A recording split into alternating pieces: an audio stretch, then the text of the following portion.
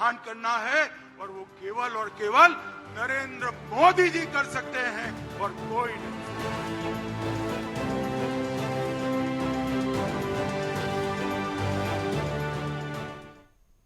मोदी सरकार 2.0 में केंद्रीय गृह मंत्री बने अमित शाह के फैसलों ने इतिहास रच दिया है। बेहतरीन फैसले के बाद लोग अमित शाह को छोटे पटेल भी कहने लगे हैं।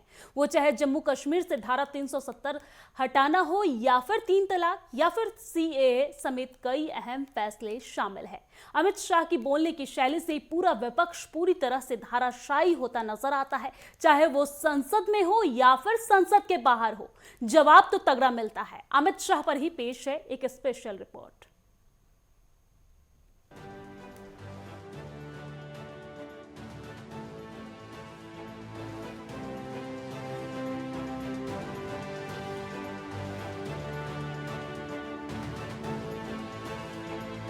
और देश को महान करना है और वो केवल और केवल नरेंद्र मोदी जी कर सकते हैं और कोई नहीं।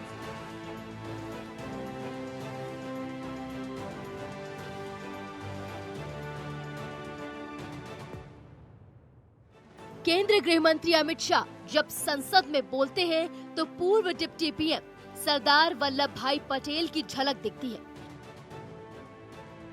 इसलिए अमित शाह को छोटे पटेल भी कहा जाता है, क्योंकि अमित शाह का विजन एकदम क्लियर है।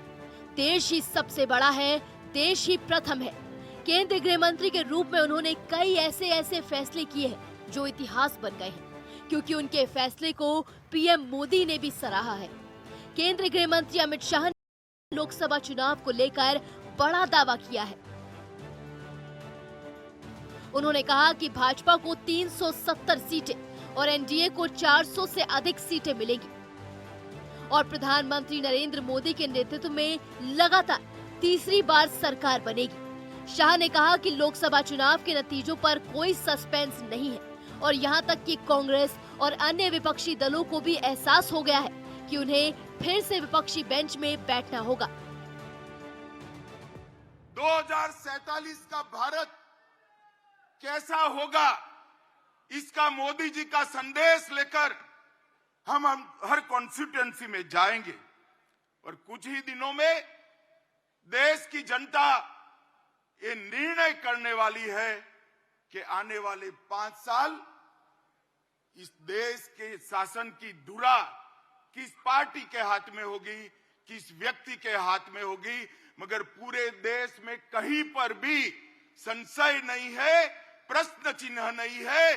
देश ने तय किया है कि मोदी जी फिर से एक बार इस देश के प्रधानमंत्री बनेंगे। समान नागरिक संहिता यानी यूसीसी पर शाह ने कहा कि ये एक संवैधानिक एजेंडा है जिस पर देश के पहले प्रधानमंत्री जवाहरलाल नेहरू और अन्य ने हस्ताक्षर किए। उन्होंने आगे कहा कि लेकिन कांग्रेस ने तुष्टीकरण के कारण इसे नजरअंदाज कर दिया था। उत्तराखंड में यूसीसी को लागू करना एक सामाजिक बदलाव है। ट्रिपल तलाक का कानून जो केवल और केवल महिलाओं को, मुस्लिम महिलाओं को उनके अधिकार देने का कानून है, इसका आपने विरोध किया। यूसीसी जो कांग्रेस के समय में ही संविधान निर्माता एक लक्ष्य देश के लिए रख कर गए थे, उत्तराखंड सरकार यूसीसी लाई, कांग्रेस ने इसका भी विरोध किया।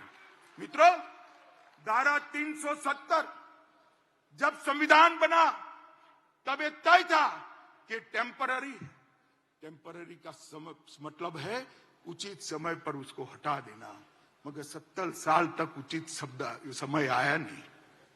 धारा 370 के कारण कश्मीर के अंदर अलगाववाद बढ़ा, उग्रवाद बढ़ा, पाकिस्तान को अंदर पैर रखने की भूमि मिली और 40,000 से ज्यादा लोग मारे गए, मगर तुष्टीकरण की राजनीति ने धारा 370 को हटाने नहीं दिया। इस देश की जनता ने मोदी जी को दूसरी बार पूर्ण बहुमत दिया। 5 अगस्त 2019 को मोदी जी ने धारा 370 को समाप्त कर दिया और आज कश्मीर एक नए युग के साथ आगे बढ़ रहा है। संसद में अमित शाह ने कहा था कि आजादी के बाद पीएम मोदी की सरकार ही ऐसी है जिसने सबसे ज्यादा लोगों का भरोसा जीता। पीएम मोदी जनता के बीच सबसे लोकप्रिय नेता हैं। पीएम मोदी भारत के सबसे सफल प्रधानमंत्री हैं। पीएम मोदी देश की जनता के लिए अथक प्रयास करते हैं, जो बिना एक भी छुट्टी लिए दिन में लगातार 17 घंटे काम करते हैं। लोग उन पर भरोसा करते हैं और नरेंद्र मोदी एक बार फिर प्रधानमंत्री बनेंगे। मान्यवर, ये सरकार, मैं इस सदन के सामने आपके माध्यम से और इस सदन के माध्यम से पूरे देश की जनता को बताना चाहता हूं और धन्यवाद भी करना चाहता हूं। आजादी के बाद कोई एक सरकार और कोई एक नेता में जनता को सबसे ज्यादा विश्वास है तो ये नरेंद्र मोदी जी की सरकार। 2/3 बहुमत से दो बार एनडीए को चुना गया। पूर्ण बहुमत से दो बार भारतीय जनता पार्टी को चुना गया। 30 साल के बाद पहली बार पूर्ण बहुमत की स्थिर सरकार देने का काम ये देश की जनता ने लगातार 2 बार किया। और प्रधानमंत्री, मान्यवर, ये प्रधानमंत्री ऐसे हैं जो आजादी के बाद देश में सबसे लोकप्रिय प्रधानमंत्री कोई है तो नरेंद्र मोदी।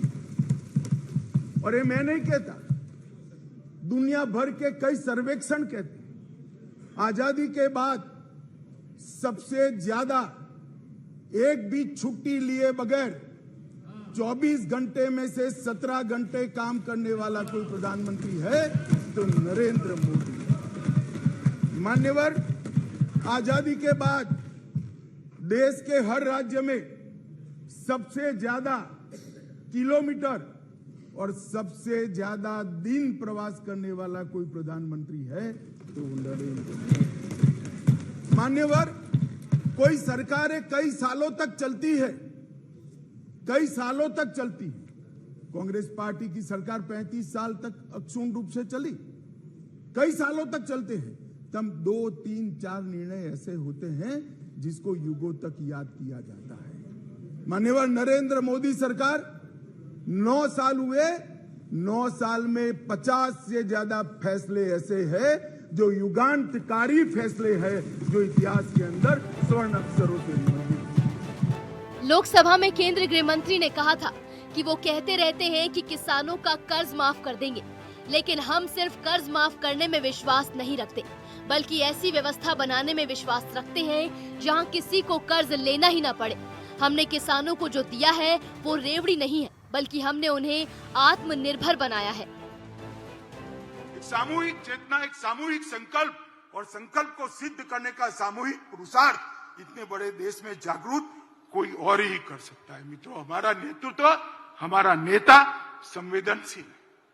मोदी जी संवेदनशील है, हम सब जानते हैं। जनता की तकलीफों को जानते हैं, जनता की भावना को समझ। एक युग दृष्टा नेता है, वो कर्मठ है, कठोर परिश्रम करते हैं, कठोर निर्णय लेने में भी पीछे मुड़कर नहीं देखते हैं। चीन के सामने सीना तान कर खड़े रहते हैं और पाकिस्तान के घर में घुसकर सर्जिकल स्ट्राइक भी करते हैं। नोटबंदी, गरीबों के कल्याण के लिए नोटबंदी, यही नेतृत्व ने की। विश्व मित्र की भारत की छवि भी हमारे नेता ने ही बनाई। वैक्सीन के माध्यम से 100 से ज्यादा देशों के कोरोना काल में उन्होंने बढ़ा। मातृशक्ति को भगवान की तरह भक्ति से पूजा करने वाला नेतृत्व बहुत सालों बाद देश को मिला है। विधानसभा और संसद में 33% रिजर्वेशन नारी शक्ति वंदन अधिनियम से नरेंद्र मोदी जी ने लिया।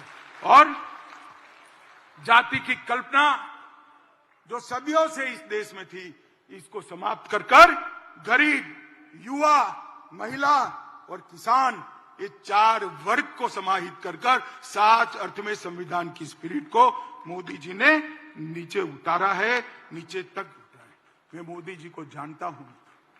मोदी जी दीपक की लौ की तरह है, जो खुद जलकर अंधेरों को काटने का काम करते हैं। जिस तरह से जिस तरह से दीपक की लौ कभी नीचे नहीं जा सकती, उस तरह से मोदी जी का काम और विचार भी ऊर्ध्व गति वाले हैं, वो कभी नीचे की ओर नहीं आ सकते।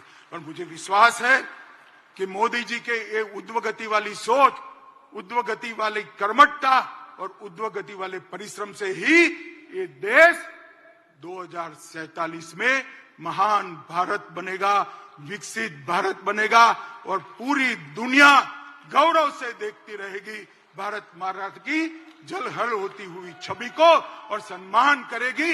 एक और मैंडेट देश की जनता के सामने बड़ी विनम्रता के साथ मांगिए कि हमारा उद्देश्य केवल और केवल 140 करोड़ की जनता की सेवा करना है और देश को महान करना है, और वो केवल और केवल नरेंद्र मोदी जी कर सकते हैं और कोई नहीं। अमित शाह के नेतृत्व में सैकड़ों अंग्रेजों के जमाने के कानूनों को खत्म किया गया। पिछले 4 सालों में शाह के नेतृत्व में बेहतरीन काम हुआ है, जो कि काबिले तारीफ है। अमित शाह ने आगे कहा कि अभी उनको अपने गठबंधन का नाम बदलना पड़ा। अच्छा नाम था यूपीए। 10 साल सत्ता में भी रहे, क्या प्रॉब्लम थी? क्यों नाम बदला? मैं बताता हूँ क्यों नाम बदला। इतने सारे घोटाले, टोटल लगाया तो 12 लाख करोड़, जिसके बाद मैंने टोटल करना छोड़ दिया। 2 लाख करोड़ के घपले, घोटाले, भ्रष्टाचार यूपीए के नाम पर चढ़े हैं।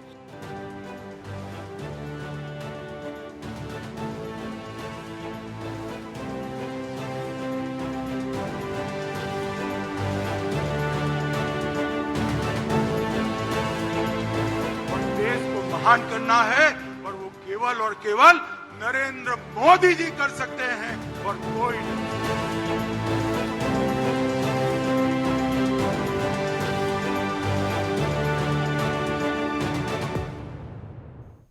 और फिलहाल वक्त एक छोटे से ब्रेक का।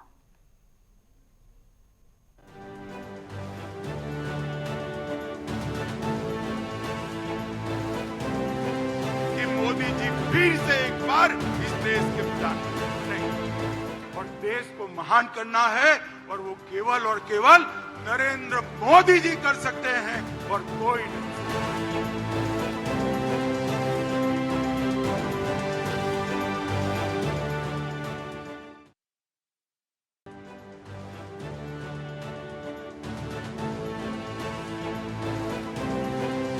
मोदी जी फिर से एक बार इस देश के प्रधानमंत्री नहीं, और देश को महान करना है और वो केवल और केवल नरेंद्र मोदी जी कर सकते हैं और कोई नहीं।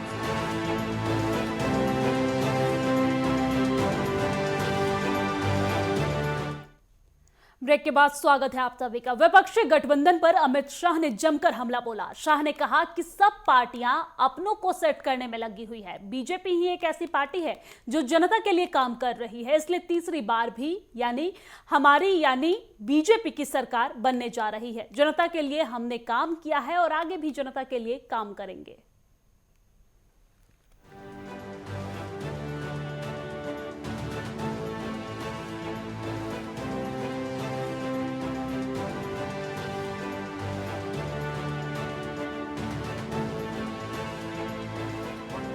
महान करना है और वो केवल और केवल नरेंद्र मोदी जी कर सकते हैं और कोई नहीं।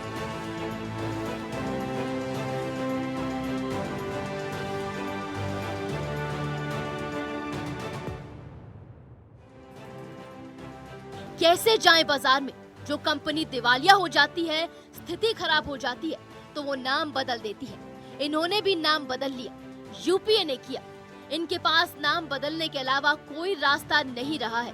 मैं बताता हूं कि मुझे नाम बदलने की जरूरत नहीं है। 9 साल में और अटल जी के 6 साल में हमने कोई ऐसा काम नहीं किया जिससे सर झुकाना पड़े। सीना तान कर मैदान में जाएंगे। एनडीए ने स्थिरता दी है। तो मैं इसकी एक ही व्याख्या करता हूं। 7 परिवारवादी पार्टियों का गठबंधन इंडिया अलायंस है। इससे ज्यादा कुछ नहीं है। जो अपनी पार्टी के अंदर डेमोक्रेसी नहीं स्थापित कर सकते, वो देश की डेमोक्रेसी की रक्षा नहीं कर सकते। ये देश की जनता को, आपकी पार्टी लोकतांत्रिक पार्टी नहीं है। आपकी पार्टियां लोकतांत्रिक पार्टियां नहीं है, आप देश के लोकतंत्र का रक्षा नहीं कर सकते। एक और मोदी जी के नेतृत्व में डेवलपमेंटल अलायंस है और दूसरी ओर राहुल जी के नेतृत्व में डायनेस्टिक अलायंस है। डेमोक्रेटिक अलायंस, डेवलपमेंटल अलायंस और डायनेस्टिक अलायंस के बीच में देश की जनता को पसंद करना है। मुझे विश्वास है कि एक और मोदी जी देश के और गरीबों के विकास के लिए काम करें और दूसरी ओर अपने परिवार की चिंता करने वाली पार्टियां है। देश निश्चित रूप से विकास की राजनीति करने वाली भारतीय जनता पार्टी और एनडीए को सिलेक्ट करेगी, इसका मुझे पूरा विश्वास है। देखिए साहब, इनके राजनीति में उद्देश्य क्या है? मोदी जी कहते हैं महान भारत की रचना हो, 2047 तक का लक्ष्य रखा, आत्मनिर्भर भारत की रचना हो, 2047 तक का लक्ष्य रखा। सोनिया जी का लक्ष्य राहुल जी को पीएम बनाना, पवार साहब का लक्ष्य बेटी को सीएम बनाना, ममता दीदी का लक्ष्य भतीजे को सीएम बनाना, स्टालिन का लक्ष्य अपने बेटे को सीएम बनाना, लालू प्रसाद जी का लक्ष्य अपने बेटे को सीएम बनाना, उद्धव ठाकरे का लक्ष्य अपने बेटे को सीएम बनाना और मुलायम सिंह जी बेटे को बनाकर ही गए हैं। अब मुझे एक बात बताइए कार्यकर्ता भाइयों बहनों, जिनका लक्ष्य ही अपने बेटे बेटी भतीजों का कल्याण हो, वो गरीब का कल्याण कर सकता है क्या? कभी नहीं कर सकता। जिनका लक्ष्य ही अपने परिवार के लिए सत्ता हथियाना हो, वो देश का कल्याण कर सकता है क्या? कभी नहीं कर सकता। मित्रों, इस देश के अंदर 2G, 3G और 4G पार्टियां हैं। 2G से मतलब आप 2G घोटाले से नहीं है। 2 generation party, 3 generation party, 4 generation party, 4 पीढ़ी तक नेता नहीं बदलता है। अपने चर परिचित अंदाज में अमित शाह ने गिन गिन कर विपक्ष की इतनी कमियां गिनाई कि विपक्ष को जवाब देते नहीं बन रहा था और न ही सवाल करते बन रहा था। गृह मंत्री ने 2014 से पहले कांग्रेस के कार्यकाल का जिक्र करते हुए भ्रष्टाचार के आरोप लगाए। उन्होंने कहा कि वो कहते रहते हैं कि वे किसानों का कर्ज माफ कर देंगे। हम सिर्फ कर्ज माफ करने में विश्वास नहीं रखते, बल्कि ऐसी व्यवस्था बनाने में विश्वास रखते हैं जहां किसी को कर्ज लेना ही न पड़े। ये लोग संविधान पर पहला अधिकार, देश के खजाने पर पहला अधिकार माइनॉरिटी का है, ये मान्यता रखने वाले हैं। मोदी जी का कहना है देश के खजाने पर पहला अधिकार गरीब का है, दलित का है, आदिवासी का है, पिछड़े। जाकिर नाइक को मैसेंजर ऑफ पीस का सर्टिफिकेट देते हैं। भगवा आतंकवाद के नाम से पूरे सनातन धर्म को बदनाम करते हैं। और मित्रों, अंतिम चरम सीमा तो तब आ गई जब 550 साल के बाद इस देश में उत्सव का क्षण आया। रामलला का प्रधानमंत्री जी प्राण प्रतिष्ठा करने वाले थे। रामलला के मंदिर की प्राण प्रतिष्ठा में न्यास ने कांग्रेसियों को भी निमंत्रण भेजा, मगर उन्होंने तुष्टीकरण की राजनीति करना तय माना, इसको ठुकरा दिया। मैं आज यहां से कांग्रेस पार्टी को चेतावनी देना चाहता हूं। आपने रामलला की प्राण प्रतिष्ठा के निमंत्रण को ठुकराकर केवल ये ऐतिहासिक पल में हिस्सेदार होने से आप नहीं कतराए हैं, आपके देश के महान बनने की प्रक्रिया से अपने आप को दूर कर लिया है। देश की जनता इसको देख भी रही है और याद भी रही है। मित्रों, खैर, और फिलहाल वक्त एक छोटे से ब्रेक का।